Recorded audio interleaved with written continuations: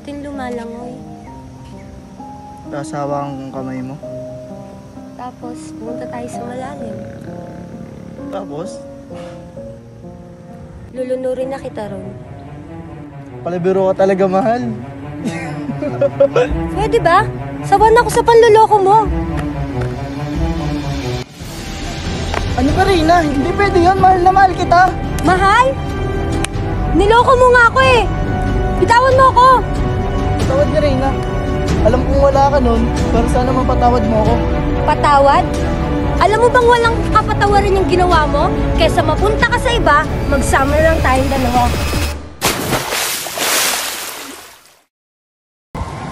Wow, ganda. Uy, huwag mong hawakan. Baka madumihan. Lagi naman ako nag-uugas ng kamay. Napakarte mo naman. Ayan, pagkatao mo, para mo hugasan. Napakarte mo naman. Paano pag nagtanim tayo ng puno mamaya para sa pagbabago? Pagbabago? Anong pagbabago? Science tell us that... Uy, tama na yan. Daig nyo pa magjowa. Guys, sigurado ba kayo sa daan na to? Malayo pa ba tayo kung saan tayo magtatanim? Wala mo nyo na. Tuman nyo. Umayo ka dyan, bakit? Bakit ano nangyari? Tagal ko na kasing hinahanap ang boyfriend ko. What happened, Bella? Uy, are you crying again? I know. Am I right?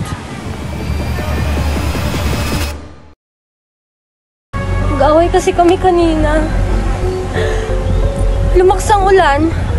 Di ko sinasadya. Di mo sinasadyang alin. Aksidente ko siyang natulak. Doon sa may malaking baha. Malapit sa may ilog. Hinanag siya ng baha. Ano ba pangalan mo?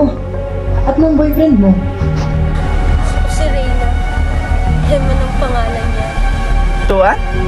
Eman? Mendoza?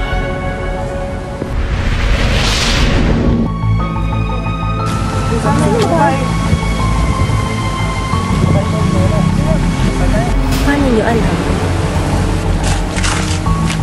Ah, wala. Parang familiar lang kasi. Tara, hanapin natin yung boyfriend mo.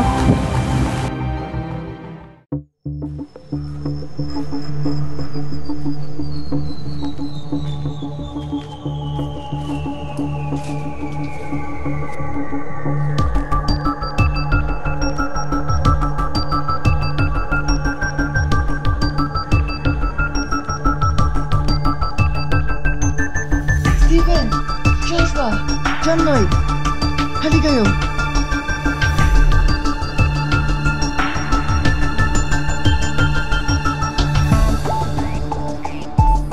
Should we tell her the truth?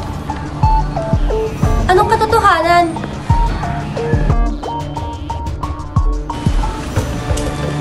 Reyna, makinig ka sa amin. Babalikan natin ang boyfriend mo.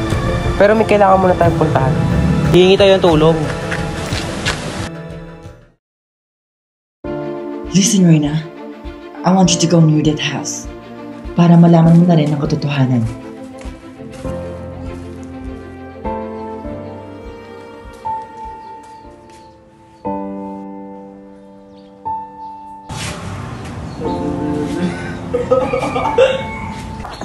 Si Eman ba yun? 10 years ago, may magkasintahang inanod sa baha. Isa lang nakasurvive at si Eman yun. Kaya ka siguro nagtatakong ba't namin siya kilala. Hindi niyo man ako nailigtas noon. Nailigtas niyo naman ako ngayon. Kaya pakiusap, huwag niyo nang hayaang may sumunod pa. Isang kanal, maliit na bagay man sa inyo, pero buhay ang kapalit sa amin. Tuluyan na nga siyang nawala. Matagal man siyang hindi natahimik sa mundong to. Pero ngayon, sigurado ako na nakamit niya na yung kapayapaang para sa kanya.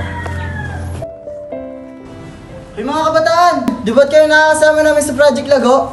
Punta muna kayo dito! Wala po. Nagagala lang po kami. Ganun ba? Punta muna kayo dito! At nagpulong na sila para sa kanilang proyekto. Nagtanim sila ng mga halaman, namulot ng mga basura, nagdilig, at nagtulungan para sa pagbabago para maiwasan ang mga sakuna tulad ng mga pagbaha. Simple lang pero malaking tulong para sa paligid.